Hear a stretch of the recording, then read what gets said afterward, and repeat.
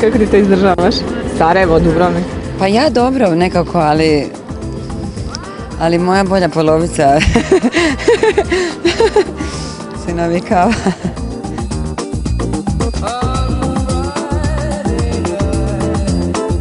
Kako si zadovoljna fotografijama? Snimala si tutorial u Glory Glam?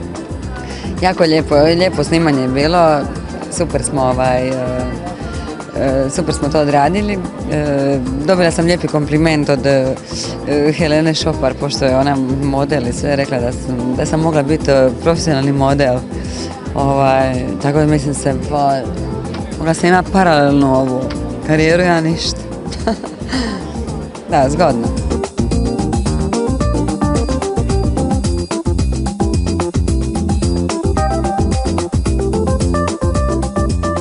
Idem nasljednica bez predbračnog ugovora, molim. Šta misliš ono generalno? Pa nekako kako se ljudi dogovore, možda kako svakom paše. Ja sam se potpisivala ugovora